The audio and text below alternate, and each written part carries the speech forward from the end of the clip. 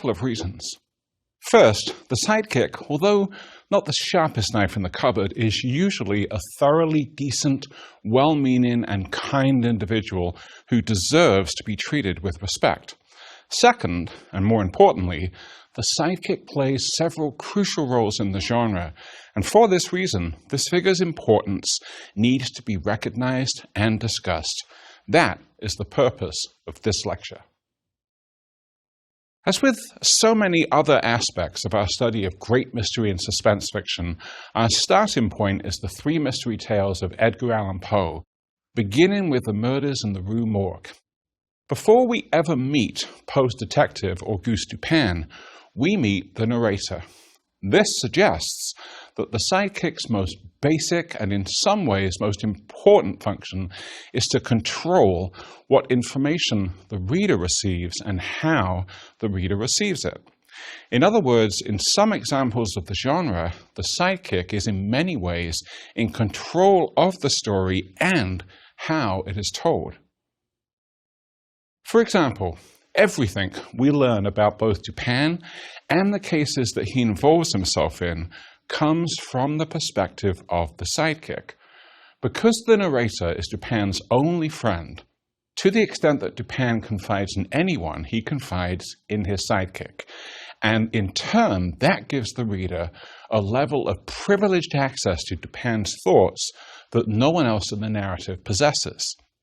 In this regard, the sidekick serves as a stand-in for the reader. In Rue Morgue, while Dupin is actually investigating the scene of the crime, we do our best to follow along. But at this stage, we're likely to be as much in the dark as the narrator is. However, once Dupin sits down and begins to explain how he arrived at his conclusions about the identity of the killer, the sidekick and the reader share the same dawning awareness of what happened, to the extent that the reader ideally also shares the narrator's eventual shock of realization when Dupin reveals the orangutan fur. An even clearer example of the presumed equality between the positions of the sidekick and the reader comes in The Mystery of Marie Roget, a case that Dupin solves almost entirely by using newspaper accounts of the crime. In this spirit, at one point of the story, Dupin sets down several short newspaper articles in front of the narrator and invites him to connect these short items to the ongoing case. As Poe then reproduces each of the short articles in full, it is clear that Dupin's challenge is also being issued to the reader. The sidekick and the reader have the same sources as the detective. Can we emulate the detective's brilliance and figure out the solution? Well, the answer to this question, of course, is no. Because in this type of mystery fiction, we are not meant to compete with the detective. At some point, however, it occurs to us that even if we can't compete with the detective, perhaps we can compete with his sidekick.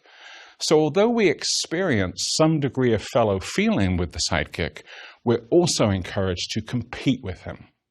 We say to ourselves, of course, I'm no match for the genius detective, but perhaps I can give the dim-witted sidekick a run for his money.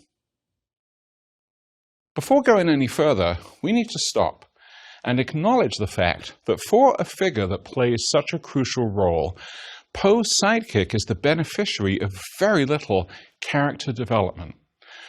Whenever I teach Poe, one of the first questions I ask my students is, what's the narrator's name? For many students, this is the first time they realize he doesn't have a name. Not only does the narrator go unnamed, but we also learn very little about him over the course of the three stories. That's because at a fundamental level in Poe's work, the sidekick is not really meant to exist as a character in his own right. Instead, he's there to serve as Dupin's audience, the recipient of his monologues, and as a fount of effusive praise for Dupin's many accomplishments and moments of brilliance. In this regard, it may be more accurate to describe the sidekick as a screen through which the reader perceives Dupin, rather than as a stand-in for the reader. But if this is indeed the case, why bother? If Poe put so little effort into developing the character of the sidekick figure, why include him in the story at all?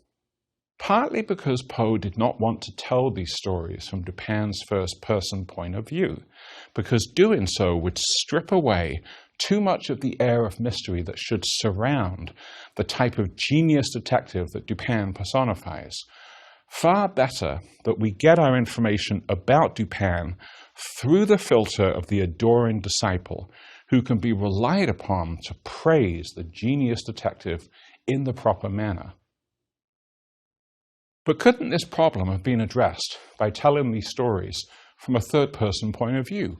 Not at all, because that would move the reader too far away from the detective, making that figure too mysterious, because we would have no way of knowing what is going on in his mind and how he arrives at his conclusion. The sidekick is Poe's ingenious solution to deciding exactly how much access we should have to the detective, close enough to make the detective comprehensible, but far enough away to maintain the aura of mystery that must accompany figures like Auguste Dupin in order for them to impress us. Given the similarities between Dupin and Sherlock Holmes, we might assume that Sir Arthur Conan Doyle would use the sidekick in a manner similar to Poe, but nothing could be further from the truth. Just as Doyle innovates the figure of the detective, so he innovates the figure of the sidekick. In fact, Poe's narrator and Dr. John Watson are poles apart. For one thing, Watson has a name. This detail alone suggests that he exists as a character in a way Dupin's sidekick does not.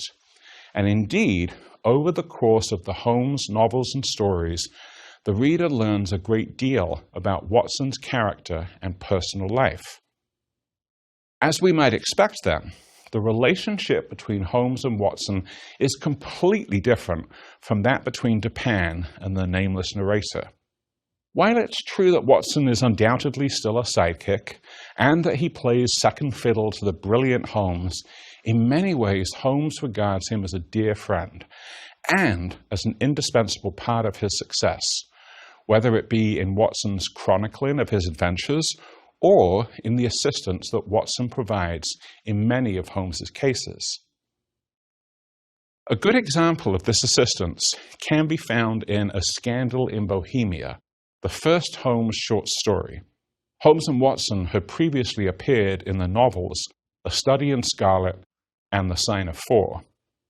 In Scandal, Holmes is trying to recover a photograph in the possession of Irene Adler for his client, the King of Bohemia. Once Holmes has come up with a plan to get inside Adler's house to retrieve the photograph, he needs Watson's help to carry out that plan. The amusing thing about the way Holmes explains to Watson what he has to do is that Holmes clearly does not have the greatest confidence in Watson's ability to follow instructions, so he tries to idiot-proof them as much as possible. Nevertheless, Watson does participate in the case, not only in this story, but in many others. This is not something we can imagine Dupin's narrator ever doing. These differences between Watson and Dupin's narrator shed light not only on how the character of the sidekick in mystery and suspense fiction changes over time, but also on how that figure is used in the genre. Indeed, Watson's status as a character and his friendship with Holmes speak volumes not only about Watson, but also about Holmes. For example, the long-standing and intimate friendship between Watson and Holmes humanizes the detective figure. Holmes's ability to form emotional attachments with others makes him more approachable and easier to relate to, while not detracting at all from his authority. The reader experiences many different emotions at the close of the final problem, but one of those feelings will undoubtedly be sadness at the thought of Watson and Holmes, each losing their dearest friend. Indeed, one of the most touching aspects of this story is when Watson returns to the Reichenbach Falls to find Holmes gone, and then examines the scene using Holmes's own techniques of careful observation to try and figure out what happened. If the sidekick humanizes the detective, then the detective educates both the sidekick and the reader. With this said, we are in no way meant to feel that the sidekick can ever replace the detective. Watson may have learned many things from Holmes over the years, but despite their close friendship, the line between these two figures remains as clear as ever. It's worth bearing this point in mind when we turn to Agatha Christie's Hercule Poirot and consider his long-standing friendship with Captain Arthur Hastings, a former British Army officer who originally met Poirot in Belgium and first appears in the mysterious affair at Styles. I've had many spirited discussions with my students over the years about who is more dense, Watson or Hastings, and that dubious honor usually goes to Hastings. Take, for example, the opening of the ABC murders, when Hastings sees Poirot for the first time after a gap of several years. Hastings is perceptive enough to remark on the fact that Poirot's hair is darker than when he last saw him, but he is literally incapable of figuring out why. When Poirot shows him the bottle of hair dye, Hastings is astonished.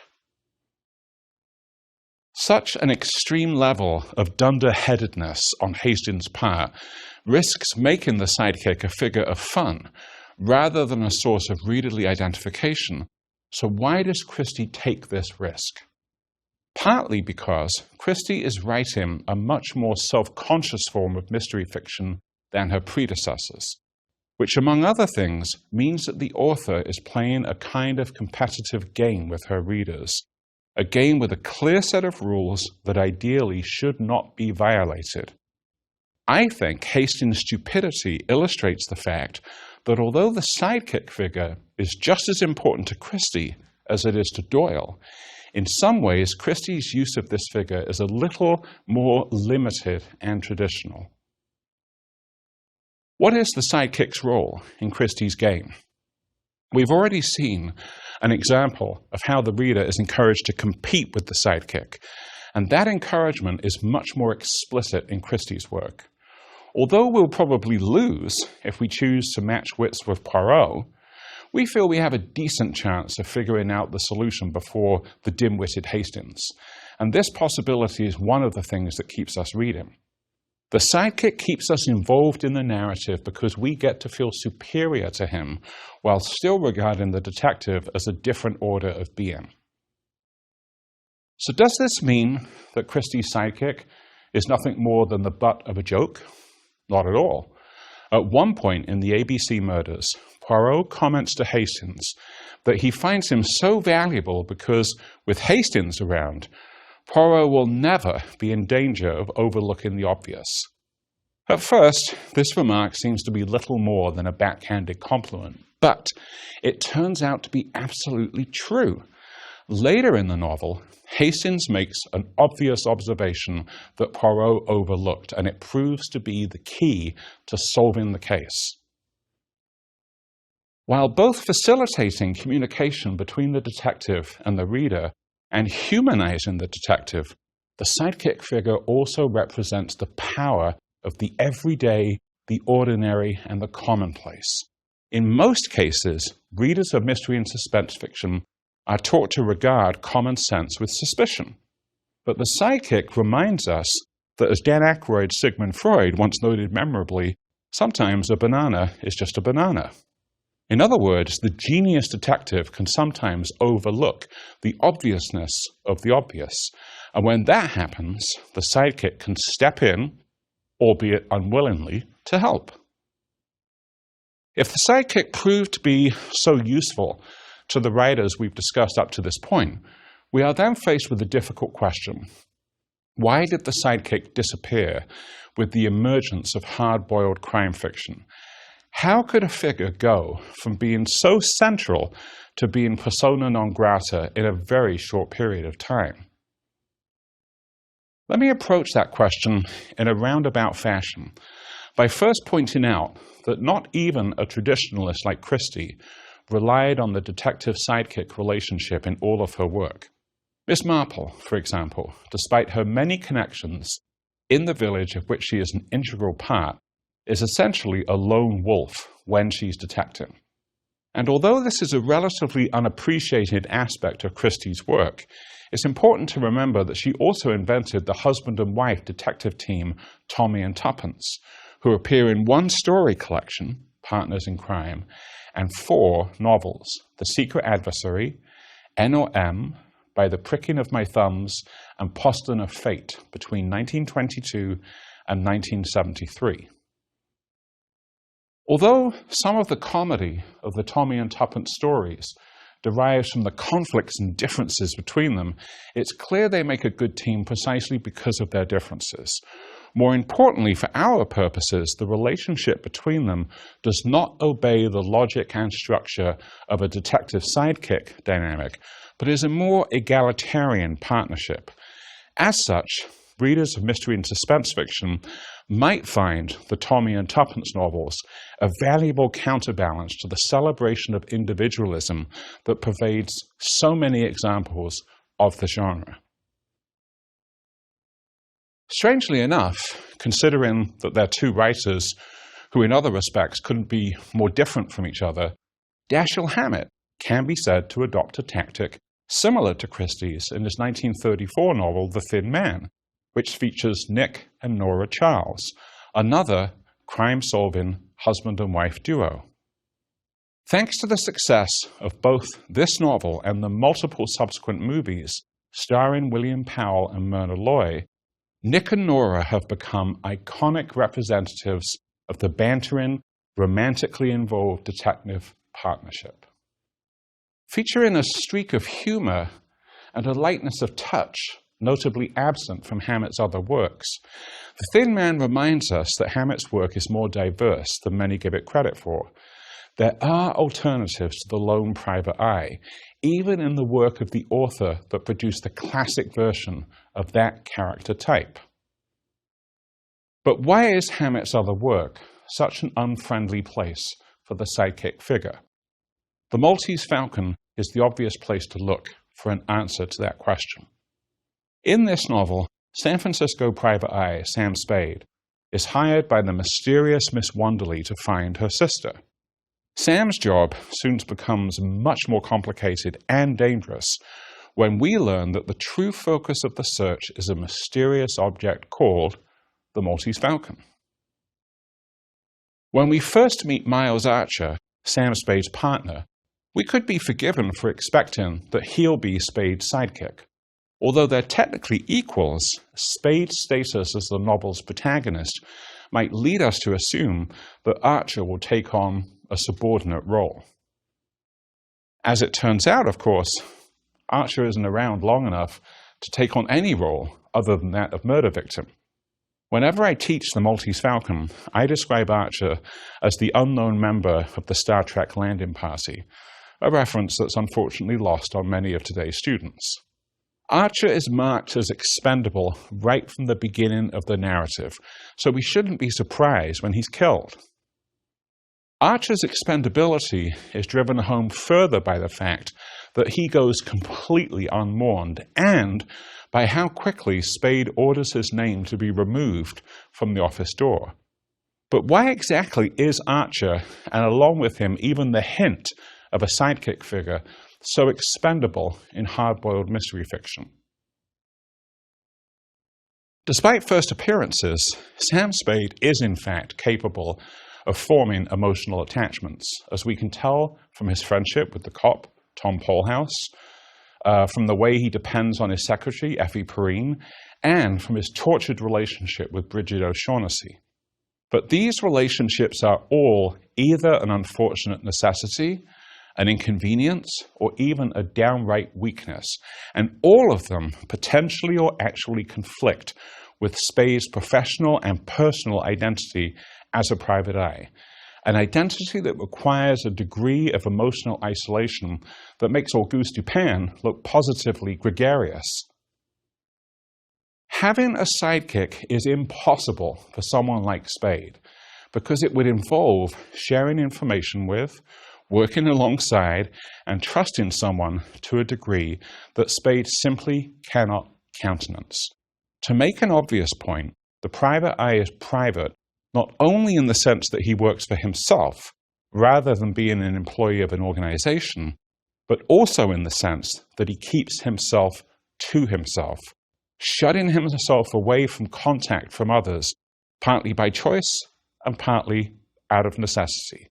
In other words, a key part of the mystique of the private eye is that he should be a loner.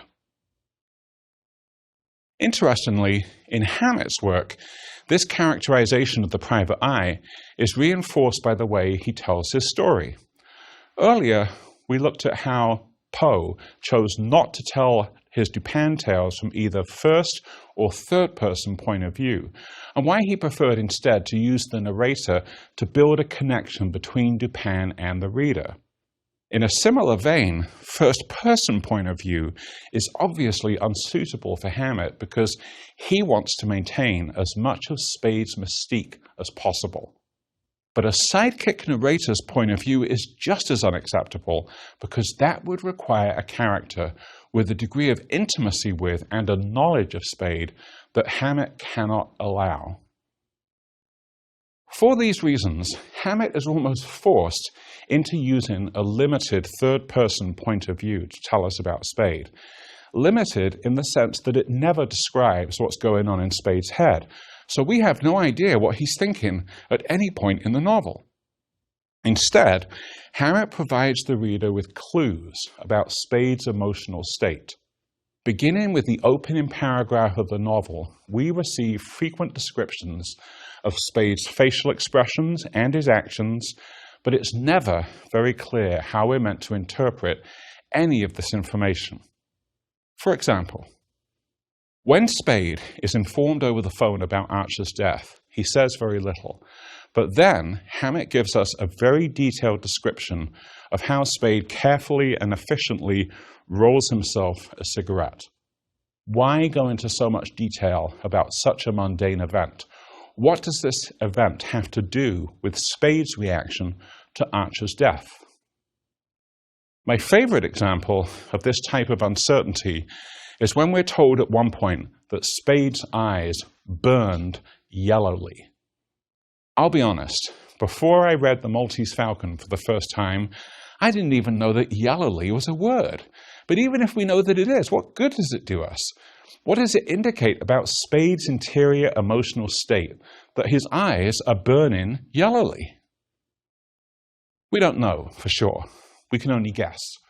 And this fact illustrates a major consequence, and some would say an advantage, of the way in which hard-boiled mysteries eliminate the sidekick. This elimination turns the figure of the detective into another mystery. This means that to the list of questions we have when we finish The Maltese Falcon, a list that includes what's the meaning of the Flitcraft story, what's the significance of the fact that the Falcon is a fake, why can't Effie bear to be touched by Sam after he turns Bridget over to the police, we must add a final question. Who is Sam Spade?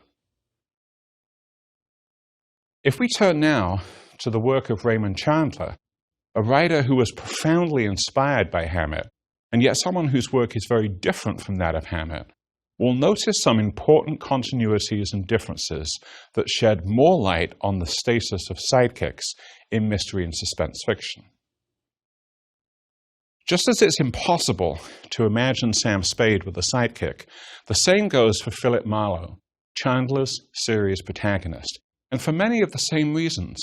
Like Spade, Marlowe is a loner. He doesn't like to depend on others, and, as he remarks in The Big Sleep, he tests very high for insubordination, which means he doesn't work well with others, even someone as subordinate and obedient as a sidekick.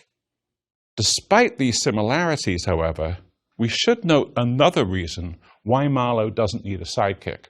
Or, to put it more accurately, why neither Chandler nor the reader needs Marlowe to have a sidekick. That's because of how Chandler tells his story. Unlike Hammett's deliberately cautious use of a limited third-person point of view, Chandler lets Marlowe speak for himself in a first-person narrative, and in doing so, he gives his reader privileged access to Marlowe's interior state. This access not only obviates the need for a sidekick, but also, based upon what we learn about Marlowe, helps us understand why he could never tolerate working with someone so closely. It isn't that Marlowe doesn't desire human connection. Rather, it's that such connections come freighted with so many complications and so much baggage, including the ever-present possibility of compromise and corruption, that Marlowe can only maintain himself in a state of relative purity through isolation, just like the medieval knights, whose modern-day counterpart Marlowe is so clearly meant to be. The dangers of connection through sidekicks are driven home in both The Maltese Falcon and The Big Sleep by the fact that the villains in both mysteries employ sidekicks, although henchmen might be a more accurate term. Whether it's the grotesque Caspar Gutman and his hired gunman Wilmer Cook, or the sleazy pornographer and blackmailer Arthur Gwyn Geiger and his assistant Carol Lundgren, in both cases it is clearly implied that the relationship between master and sidekick is sexual as well as professional, which is meant to demonize this type of relationship even further. At one point, Spade describes Wilmer as Gutman's gunsel. Most people assume gunsel means gunman, but at the time The Maltese Falcon was written, the slang term gunsel actually meant a young man kept as a sexual companion. We can see that Spade is implying that Wilmer and Gutman are lovers. In a similar vein, in The Big Sleep, Marlowe provokes Lundgren into fighting by taunting him about his relationship with Geiger.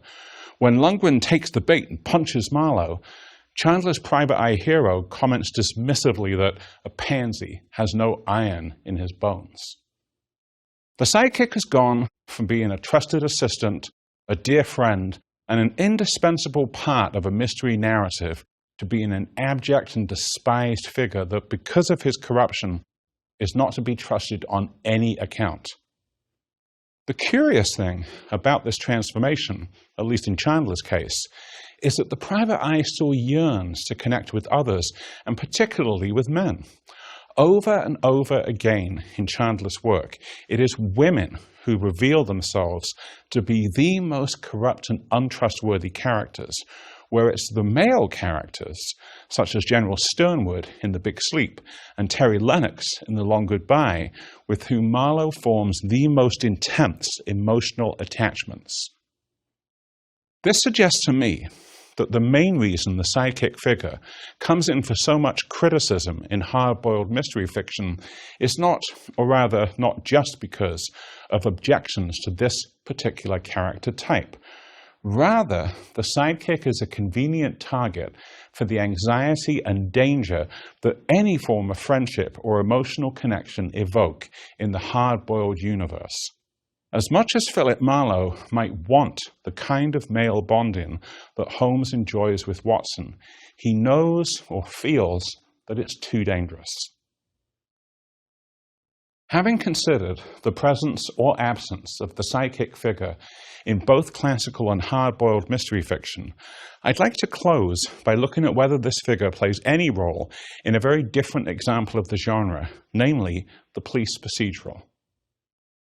Let's look, for example, at The Story of a Crime, which is the collective title for a series of 10 novels, beginning with Rosanna and ending with The Terrorists, that were published between 1965 and 1975 by the Swedish crime-writing duo of Marge Schuwall and Per Wahlöö.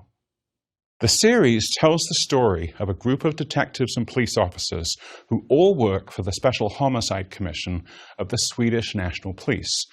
Martin Beck is, technically speaking, the leader of the group and the main protagonist of the novels, and for this reason, the novels are also often referred to collectively as the Martin Beck novels. In my opinion, this term is somewhat misleading. Although Beck is the nominal protagonist of the series, in fact, the novels are just as concerned with the interactions of all members of the group and how they do their jobs. In other words, not only is Martin Beck not involved in a detective-sidekick relationship with any other character, but that whole detective-sidekick dynamic and everything it implies about individualism, hierarchy, genius, stupidity, and expertise has been replaced by the group or the team, by a collective protagonist whose trials and tribulations, progress and setbacks are developed in great detail over the course of the 10 novels in the series. Why is this such an important change? Because it reminds us, once again, of just what a diverse and vibrant genre mystery and suspense fiction is. While the sidekick is absolutely essential to the types of narratives that revolve around the exceptional genius detective and is either unnecessary or a source of conflict in private eye narratives, in the police procedural, this figure isn't even an option. Why? Because the police procedural has rejected decisively individualism of any kind and has replaced it instead, for better or worse, with a focus on group dynamics. Of course, there's still room for the maverick cop or detective who bucks the system and works against the institution he or she is nominally a part of. But even that remnant of the ethos of individualism has no need or desire for a sidekick. It would seem then that the absence of a sidekick figure can tell us just as much about the secrets of great mystery and suspense fiction as its presence.